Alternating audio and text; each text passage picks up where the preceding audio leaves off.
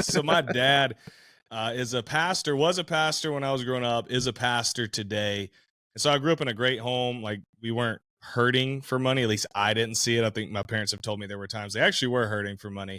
But I didn't see it. I lived a good childhood, but money wasn't like in abundance. Like most pastors don't make a bunch of money unless you got this huge church, and we sure didn't. So it wasn't something that was talked about a lot. We weren't talking about investing. We weren't talking about buying real estate.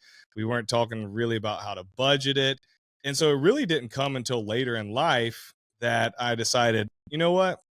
I want to dive all into this. And really when I got into my first job, it was a crap job delivering dirty and clean uniforms and picking up floor mats. And I was looking at the guys around me, and they were an amazing group of gentlemen.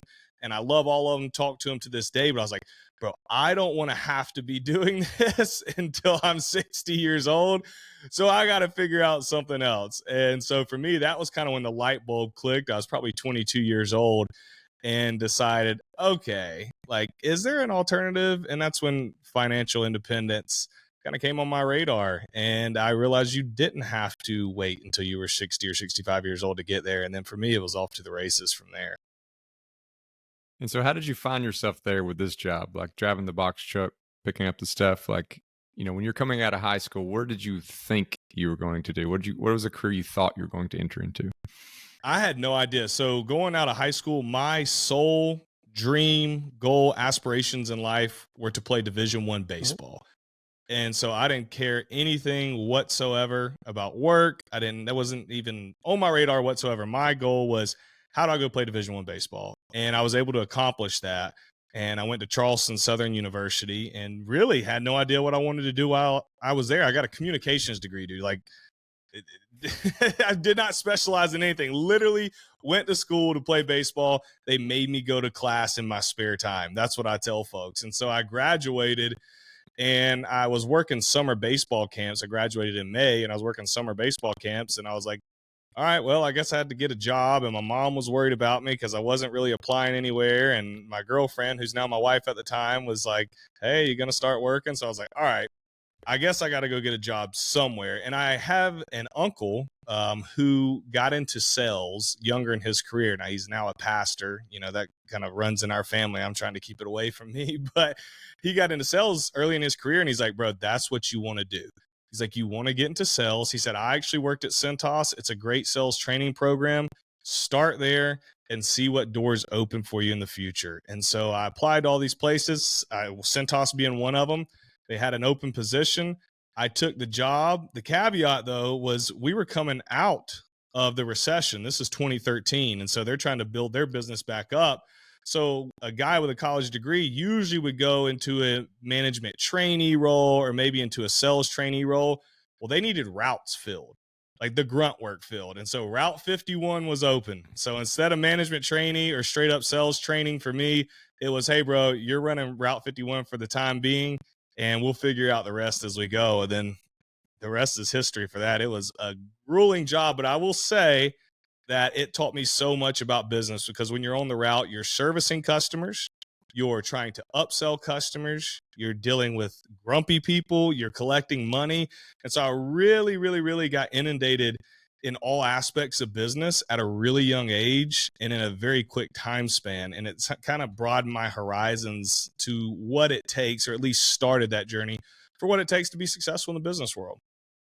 I think there's a lot of things that we don't realize we kind of glean lessons from. I actually want to talk about your sports career, like playing D1 baseball. I've actually heard you talk about this on a couple of podcasts. Can you talk about how that affected your sales, your business? Just like, I feel like you probably got so many skills that at the time you didn't realize you were getting those skills. But as you reflect later in life, you're like, wow, that thing from organized sports, that thing from playing D1 baseball, like that actually really helped me, buy this house. That helped me join this team. That helped me get this sales record. So I'd love if you could talk about that for a second. For sure. If you're going to play a high level of sports, then it's going to take some work for most people. Some people just have a natural ability and they can be lazy with it and still be good. I never was like that. I was good, but if I was going to be great, I had to put in the work. And so when I was in high school, I was up at 5 a.m. working out with a personal trainer. As soon as school was over in high school, I was at the hitting facility. If it wasn't baseball season, if it was baseball season, I was at the field. And so the first lesson it taught me was, before I ever got to college, was if you want something in life, you are going to have to sacrifice to get it. You're going to have to put in extra work that other people aren't doing.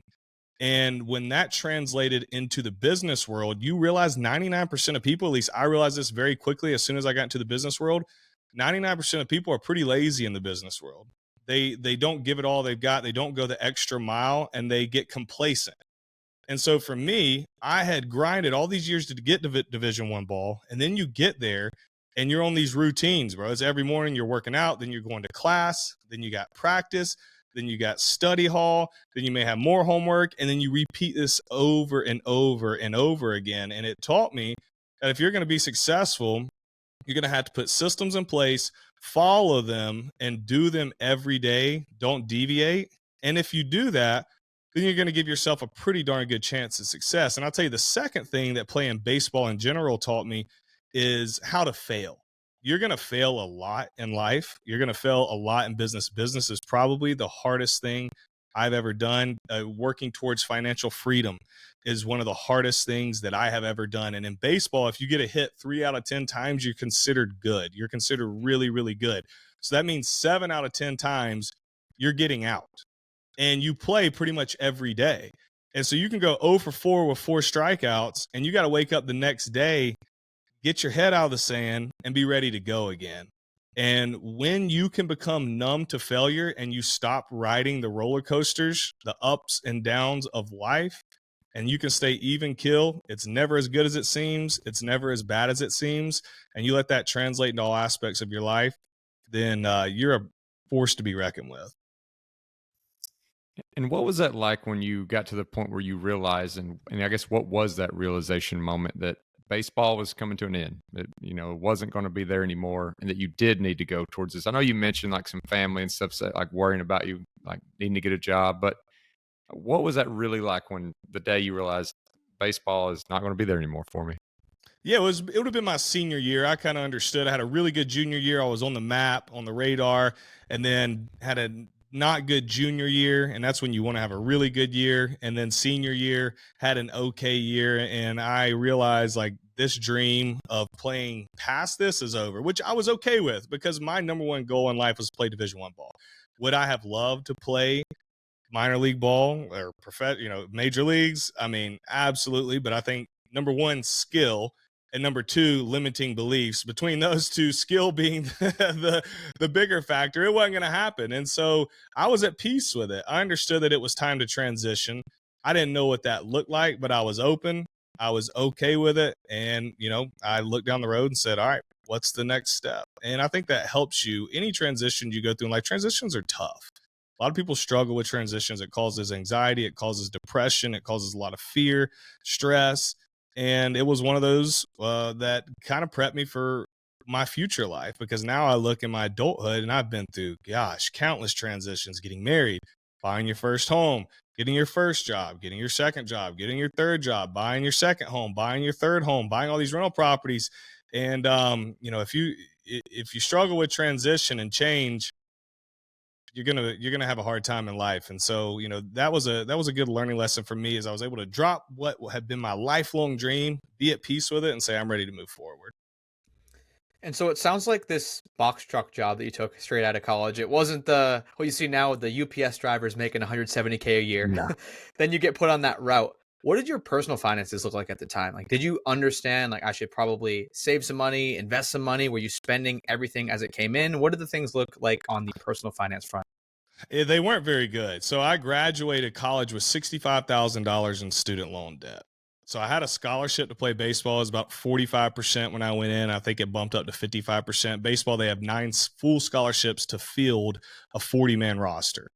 And so it's very rare that you get a full scholarship ride. And I was at a private school, and so it was very expensive. I didn't pay attention to all that at the time. I was just, my parents were like, yeah, we're getting loans for you to live off of. I'm like, great, cool, man. I'm playing ball. Like, I don't care. And so I get out of college and I'm making 45 grand a year at Centos, maybe a little bit more, maybe a little bit less, somewhere in that ballpark. $65,000 in student loan debt. My dad had handed over my car payment on my 4Runner, so whatever that was at the time. And then eventually I bought my wife an engagement ring. And then I'm sure I ran up some credit card debt. And I eventually bought a nicer truck. And at one point I I think it was $110,000 plus in debt, and wasn't making that much money. And the light bulb didn't really turn on for me on how to clean up my finances until actually the following year. So I started working at Cintas in 2013, and then I got into pharmaceutical sales down in South Florida in 2014, and ran into, this bald, charismatic guy named Dave Ramsey, who spoke at a church I was at one night. Had never heard of him before, and kind of went on my debt-free journey from there. And how was that transition? Was it pretty rapid? Was it like you hear this one talk, you get inspired, you immediately start making wholesale changes? Or was it kind of a slow, gradual thing? And then I always love to hear about, I'm not sure if you're married yet at this point, but your girlfriend, like, how was that discussion? Were they also on board with it? Yep. So we got married in July of 2014, and we ran into Dave Ramsey. I went back and looked the other day. I think it was October is when he was at that church, and we bought his Financial Peace University. I don't know if it was $79, $59, whatever it was. We went to the classes. They were doing like little small group classes at the church, and we implemented it right away. I mean, we were like, all right, I told you, I saw at Cintas, like, I don't want to be like these guys. I don't have the answer for how I'm not going to do that. Like, I think step one for me was increase income, right? I think I saw like, oh, okay, these guys at Cintas aren't making that much money. I'm worth more. I can go make more money. But as you guys know, more money doesn't always equate, or hardly ever equates, to a better financial lifestyle. And so that's where this piece in 2014, where we learned to take care of our finances, really started kicking in. Because when you start increasing that income and then you're managing your money, that's when you're on the path to financial freedom. And how long did it take you to pay off that $110,000 in debt? Bro, we worked from 2014 to 2018 to get rid of that debt. It's funny because I started the Finance Cowboy brand in 2021. And so everybody sees the glamorous part of my journey. Man, this guy owns all these rental properties. He does all this real estate. He's living the life. I'm like, yeah, it's pretty good now. But from 2014, 14, 15, 16, 17, 18, we were in the trenches. There is nothing fun about paying off debt and getting your finances in order until you actually get it done. Then it's real fun, but it's really hard to find motivation throughout. Because it's not like now it's easy. When I go buy another rental property, it's real tangible. Like, oh, another asset. My net worth just grew by 50 grand and I got another $300 a month coming in cash flow. Like when you're paying off debt, you're like, all right, great. We got that $2,500 wedding ring paid off. Let's go after the $10,000 credit card now.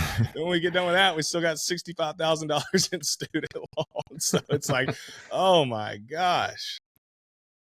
What was the hardest change that you had to make this transition? Not being able to do whatever we wanted. And we weren't living luxurious anyway. We knew we didn't have a ton of money. Like we weren't making a lot of money. At Cintas, I was making 45 grand. And then my first pharmaceutical sales job, I think my base was 55 grand. And I made like, I don't know, maybe 7 to 10,000 in bonuses that first year. So it wasn't like this glamorous pharma job like you can get into. This was a startup company. And so for us, it just started with, all right, let's get a budget. First off, let's understand what's coming in, what's going out, and then let's cut our expenses.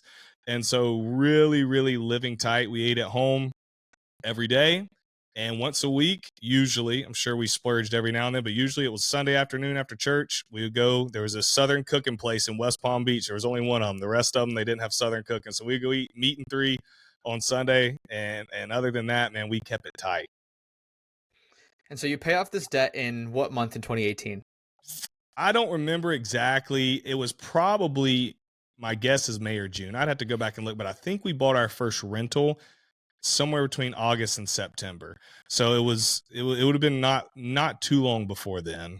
Okay. So the reason I asked was I saw on, I think your website or on some article that you bought your first rental in May of 2018. Correct me if I'm wrong. May? There. Okay. Well, there you go. So I bought it in May. So I probably paid off the debt before then. So did you finish paying off your debt and you're like, you know what would be awesome to take on some debt? How did that first property work? Yeah. Yeah. So a lot of people struggle with this. This is something that I struggled with for a really, really long time when it came to real estate investing, because I just spent all those years paying off debt. And so in my mind, all debt was bad debt. And that's what I truly believed coming from the Dave Ramsey world. But I knew that real estate was a very, very, very good avenue to get in. If you look at history, it's been making people wealthy since the beginning of time. I looked at a statistic the other day. Since 1942, so that's 71 years if I'm doing my math right, real estate has stayed even or gone down in value 7 years. The rest of the years it's gone up, and 5 of those 7 years was the recession. And so, I mean, when you just look at recent history, but then we can go back to the beginning of time, like, it's a pretty freaking strong asset to invest in. 90% of millionaires invest in it. And so my buddy, his name's Gaston Albergati, he didn't have any debt when we came out of college. And so he started buying real estate in 2013, 2014-ish. So when I moved back to South Carolina in 2018, after we paid off our debt and I'm making, better money now, I got emergency fund in place, I have some extra cash to invest in. He's like, bro, you got to get into the game. He had become a multimillionaire by 2018. We were 27 years old by investing in real estate, by starting a few years earlier. He said, man, this has totally changed my life. And he was explaining to me the difference between good debt and bad debt, because I've been so programmed to stay away from all debt. And so when we look at consumer debt, the student loans, the vehicles, the credit cards, those are depreciating assets, so to speak. There's nothing backing that loan.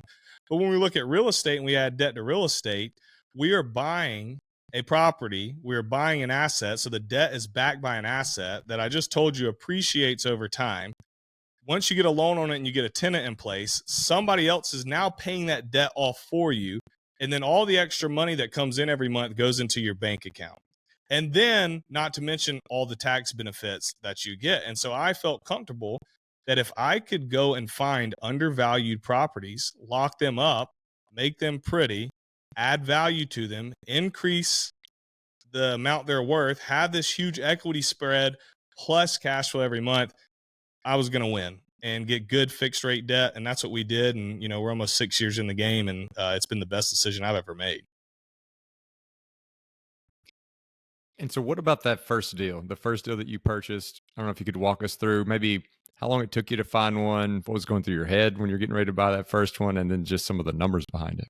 Yeah, I was scared as crap. Anybody who's been in real estate or is thinking of getting real estate, they understand what I'm talking about. You think about all the bad things that go wrong, even though logically, statistically, you're putting yourself in a good position. It's still very, very nerve-wracking. And luckily for me, I had Gaston in my corner. So he said, look, bro, you're in a strong financial position. You've cleaned this debt up. It's time to build wealth. He said, let's go to work. And so he took me by the hand. He helped me find my first deal. He helped me analyze it. He helped me fund it. He helped me get management in place. And so I really had a mentor walk me through the process. And the first deal I bought was 407 Crosby Circle in Greenville, South Carolina. I bought it for $68,000, and I put somewhere between $10,000 to $15,000 into it in rehab. And it rented, and we cash flowed, I don't know, $200 to $300 a month. And I'll never forget that feeling that I had when I received that first rent check. I was like, holy crap, I just bought something for the first time that is now paying me back. It was the craziest feeling in the entire world. And then it gave me confidence, because you have so much fear going into that first deal, just of the unknowns. But then when you do it, it's like anything. I equate it to riding a roller coaster. You're scared to get on a roller coaster for the first time. And then after you ride the roller coaster for the first time, you're like, I got to do that again. And that's how I felt with real estate. And so then from that point, we started scaling to the moon. I actually sold that first property last year. I bought it for 68, put 10 to 15 in it, and then tenants paid down debt. We actually sold it last year without having to do any additional work for $140,000. So it's pretty decent profit. Pretty good return. Yeah. So I read that you went from, I think it was May 2018 is that first one. You went from 1 to 22 properties in under 3 years. I think it was like from May 2018 to April 2021 is what I read. Yep. How did that happen? Like, that's a lot of down payments. That's a lot of properties. That's a lot of research. Walk us through maybe the next year. Like, did you just, that first one went well and you just went crazy and started buying up a ton of doors? Yeah. So what I did is I actually bought a second one after that. And so the first two I bought, I put 20% down on each of them. So the second one's around the same dollar amount. Just call them both 70 grand. I had to bring 14 grand to the table for each. That's 28 grand. And then I probably put another, 10 grand of rehab into each of them. So I was all in at $50,000+ between those two properties. And I was like, holy crap, I don't have any more money left. Like, I've spent all of my money to buy these two deals. I feel really good. I have two rentals. but I want more, because I think I went into it like, oh, if I can buy 2 or 3 rentals a year, I'm going to really be set in 5 to 10, 15 years. And then you get those first 2 and you're like, no, we got to keep adding more. This is crazy. Like, I bought these at such a good deal. I've got an instant $40,000 in equity, cash flows coming in. And so I discovered what is now known as the BRRRR method. I don't know if I knew it by that name back then, but the premise is you buy real estate using other people's money. So you find undervalued deals, and you get a private lender or a hard money lender who will loan you all or the majority of the purchase price. Then you're going to go rehab that property with their money. And so you bought a distressed, undervalued property with somebody else's money. You've rehabbed it with somebody else's money. And so now it's worth way more. So then we're going to go to a bank and we're going to go do what's called a cash out refinance. And so the bank's going to order an appraisal, and it's going to have a new value, way higher than when you bought it. The bank is then going to write you a check for 80% of that new appraised value. You're going to deposit that check into your bank account, and then you're going to pay back the private or hard money lender who gave you the money to buy and rehab the property in the first place. And now you are in a property without having any or very little of your own money in the deal. And your private lender or hard money lender is happy because they just made a 10, 12, 14% return on their money in a very short time. And they're saying, where's the next deal? And you're saying, let me go find it. And so between that and partnerships, man, we scaled quickly when we started implementing those strategies. And we bought, I believe it was 19 properties in 2019, and then landed on, I think it was another Airbnb in 2020, whatever it was. We got to 22 doors, in under 3 years. And it was an absolute crazy journey. Well, as we talk today, interest rates are just such a huge topic of discussion. And for someone doing this method, getting the mortgage going kind of after the fact, could they expect to pay those same mortgage rates that they're seeing online, like the 7% range, or is it a different metric that they should expect? 100%. Yeah. When you do the cash out refinance on the back end and you get to a long-term stable loan with the bank, you're going to be sitting somewhere, 7.5% right now on what we call commercial or portfolio loans. And so is it annoying? 100%. But when I first started in 2018, my first loan was 5.875. Like, the whole world of 2 to 3% interest rates, I would make a strong bet that we will never see that again in our lifetime. Talk to any old timers, they never saw that in their lifetime. It's not healthy for the economy. Would we rather be at 4.5 to 6%? Well, of course we would. And I think next year, during an election year, when the president's trying to get reelected, we're probably going to see rates drop back down. And what's going to happen is real estate's going to skyrocket, because we have, I think, about a 6.5 million house shortage in the U.S. So look at basic supply and demand. And then when people see those rates coming back down, it's going to go crazy. So yeah, the rates are quite annoying because you're used to buying it at lower rates, but it just impacts your monthly cash flow number. And so what that means is we have to find good deals. Now, to be honest, it was hard there for about 1.5 years when the prices were absolutely skyrocketing and rates were going up with it. It was very hard to find buy and hold deals. It was an absolutely fantastic flip market because you could get into these deals, hold them for 3 months, paint the walls, put a new kitchen cabinet in and better flooring, and sell it and make a $50,000-$60,000 profit without having to do much. But now that the housing price or the housing market has slowed a little bit, you can see homes aren't selling in 2 to 3 days anymore. We're looking at 30, 45, 50 days. Well, that gives you an opportunity to get good deals. And the name of the game in real estate is make money when you buy. And if you buy undervalued deals, leave yourself breathing room on the equity side, get cash flow coming in that's going to protect you, and then get your reserves in place, you're going to win no matter what the interest rates are. And that's our strategy at all times. And are you finding these deals on the MLS? Are you using off-market strategies? I guess maybe the first one was different than your strategies now, but would love to kind of walk through how that worked for you. I mean, sourcing 22 properties in 3 years is no easy task. I think people get caught up in how to find real estate. And I think it's social media's problem. They believe that there's like these fancy methods. You have to do it a certain way to get good deals. I would say 80 to 85% of the deals I've bought are listed on the MLS. 2 weeks ago, closed on a property, was listed for 150. Got it under contract at 125. ARV was 250. Was going to be a fantastic flip. Got the inspection back, beat them down to 105. Property listed at 150. got it under contract at 105. I did another one at the end of last year, listed at 140, got it under contract at 90.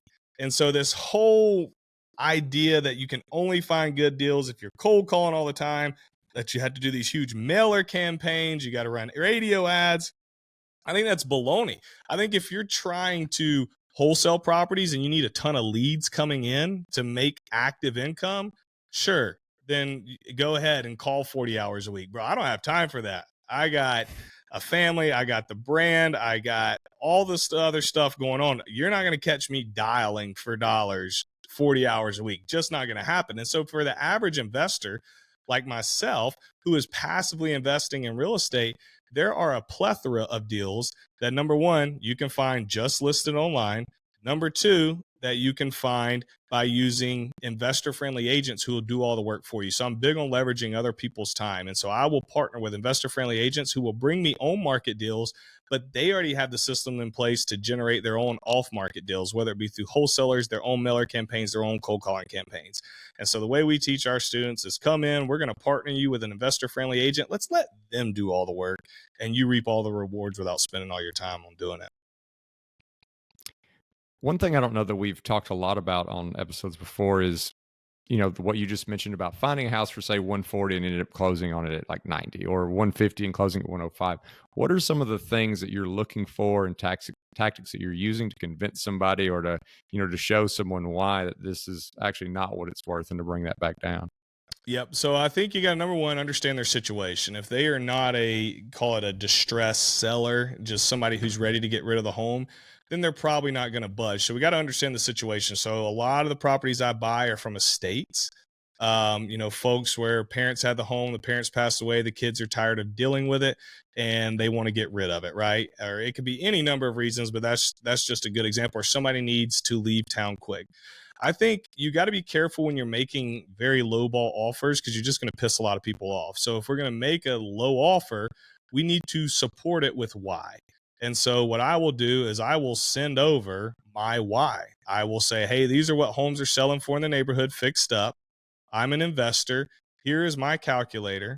These are the numbers that show you my returns. I have to be able to get it at this price if it's going to make sense for me. I can close in 10 to 14 days.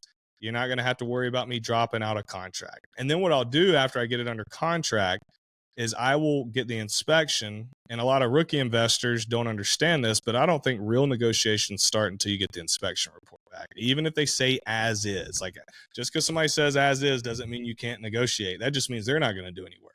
But I then take the inspection report, and anything that I couldn't see with my own eyes, right? Anything aesthetically that you can't notice, only the inspector can notice from their report, I will then go and beat them up to knock more price off, because yes, that's more work that I'm going to have to do. Now, am I going to have to do everything right away, or all of them pressing issues?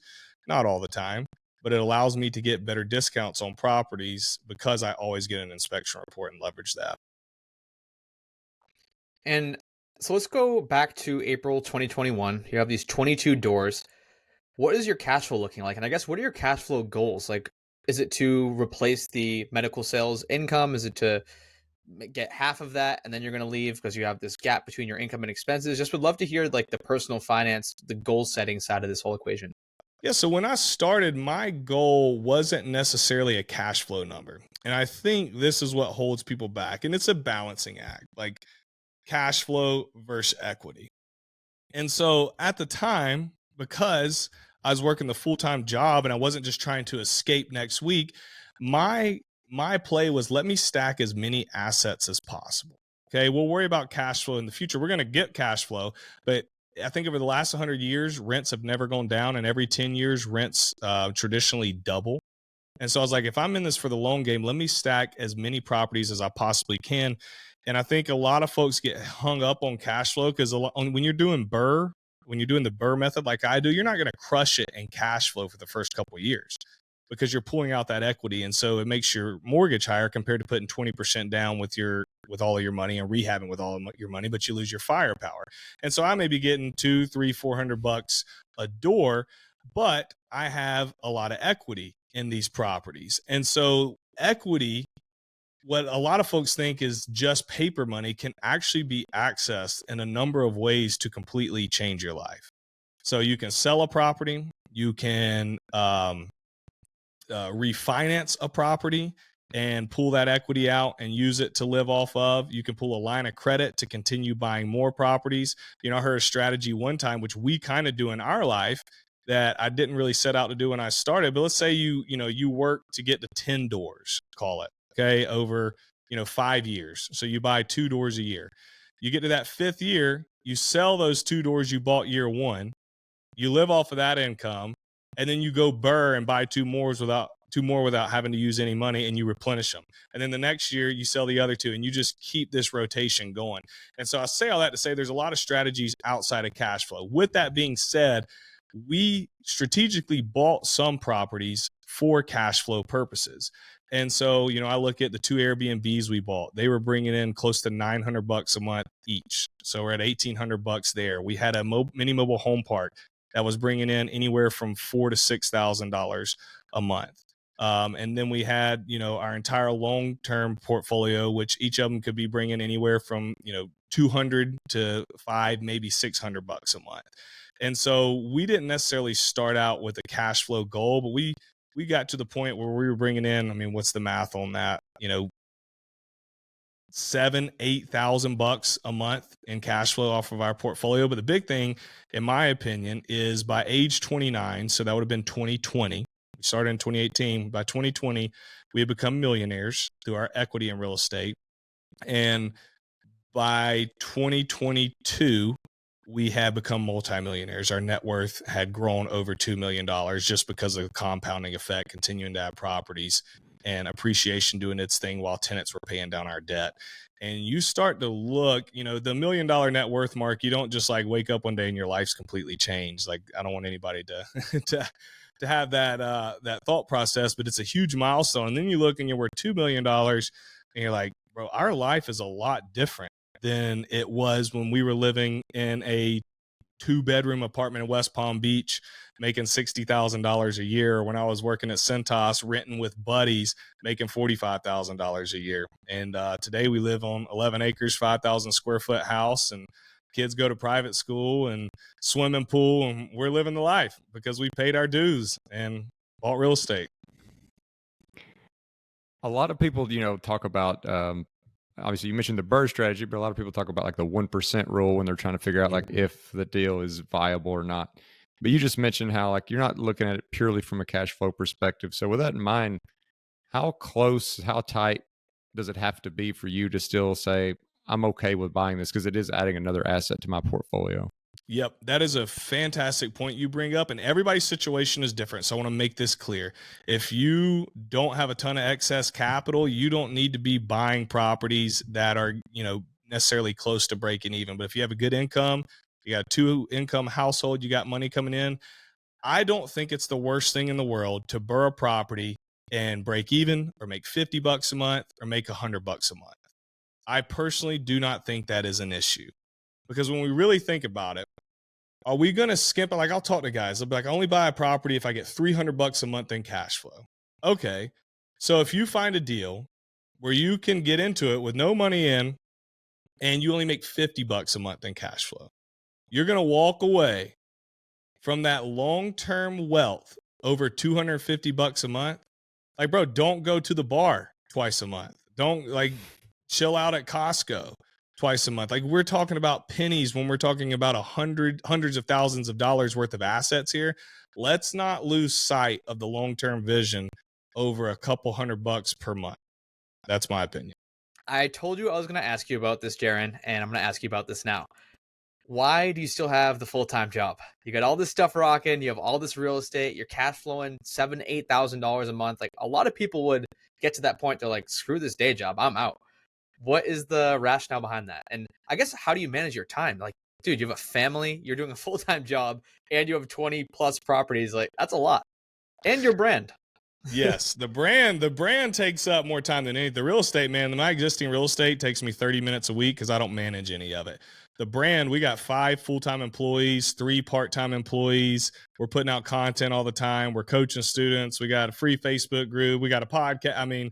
we are rocking on the brand. And so to answer your first question, number one, I love what I do and I love my customers. So I sell to the EMS and fire space, and I've been working with these guys for 7 years, and they are the salt of the earth.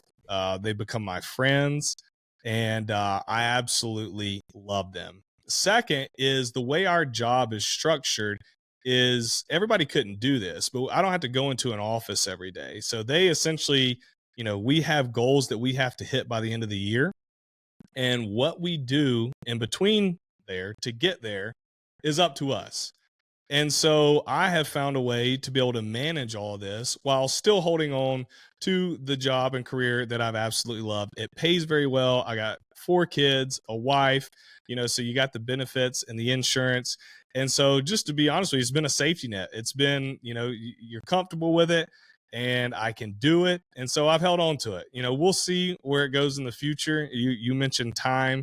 The brand is really demanding at this point, and so time will tell with that. But it's hard to walk away from the. I'm like if you could think of the paradise job for W-2, right? W-2 gets a bad rep.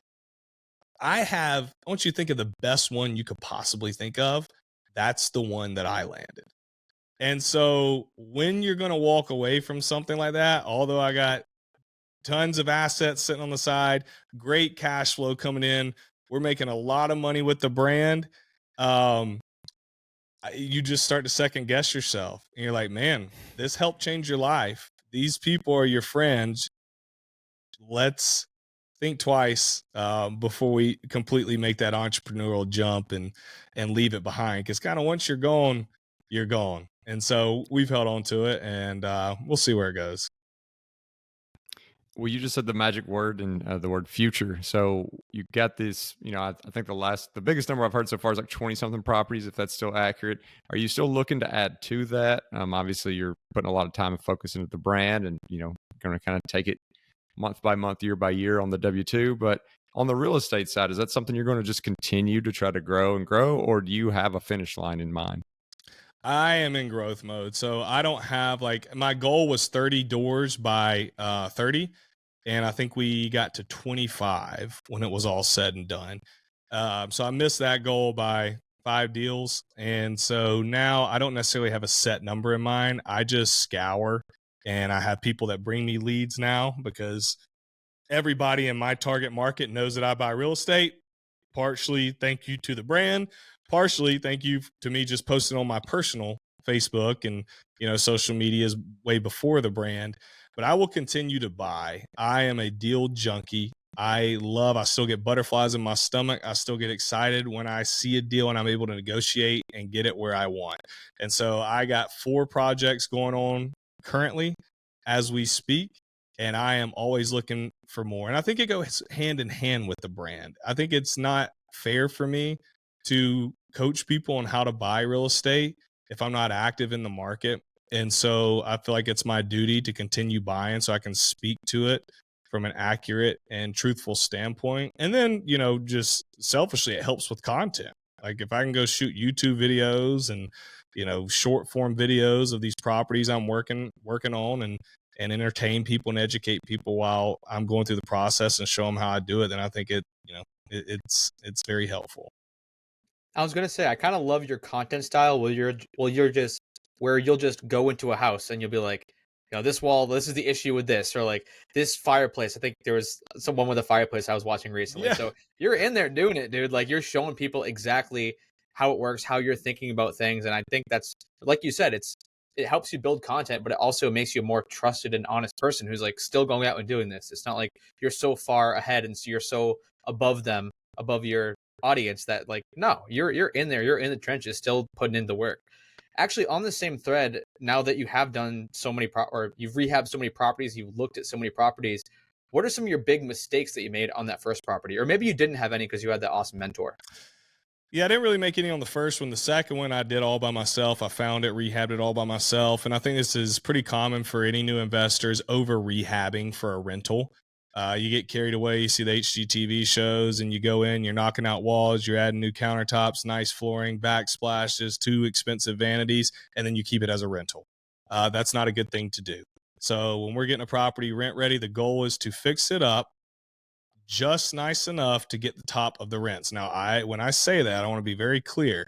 This is quality housing. Everything needs to work. My tenants don't hurt for anything. There's nobody living in any of my houses who don't have running water, heat, cooling, all of that. And so you don't need to get into this game if you're going to treat people like crap, because it's your house, but as soon as you rent it to somebody, it becomes their home.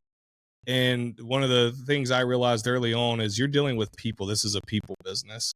And so, anyways, not to go on that tangent, but don't over renovate. Just make sure you on the rent side, get it to where it needs to be for top rent. And on the flip side, stop at what the neighborhood calls for. Don't be doing luxury nonsense if you're buying in a B to C class neighborhood. Are there some kind of tangible examples you could walk through of like, here's something that I would invest in because that will drive rent. Here's something that's just frivolous and maybe would be good for a flip, but not necessarily for rent. Yep. So with rent, LVP flooring, so the fake wood flooring, it's very durable nowadays. It used to be not good. So I'm going with that over hardwoods when I'm renting out a home. We're going to paint, right? A fresh coat of paint, whether you're flipping or renting. I think with a rental, 99% of the time, we keep the existing kitchen. So we're not ripping that out. That's going to cost you anywhere from $6,000 to $10,000, potentially more, depending on the size of the kitchen. So we will leave the existing kitchen.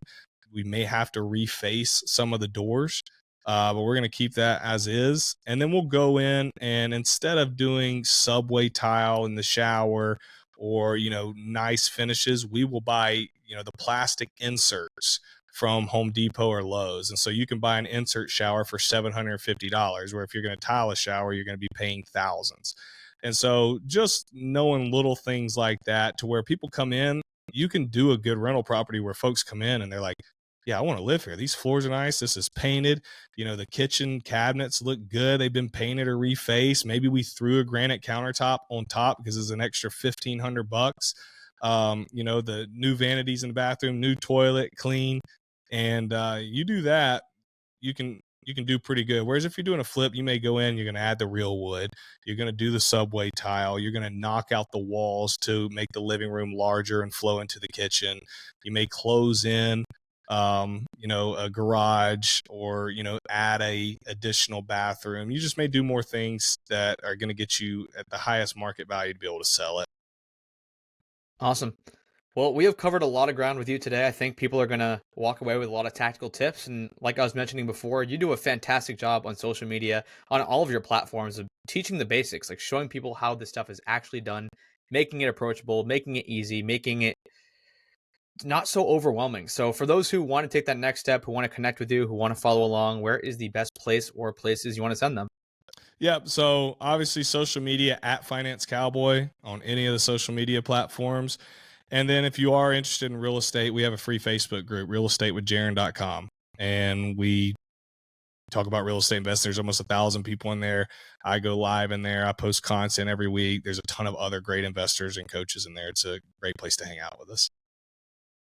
All righty. Well, thank you, Jaren, for giving us some time, and I hope the listeners get a lot out of this one. Thanks, guys. I appreciate you having me.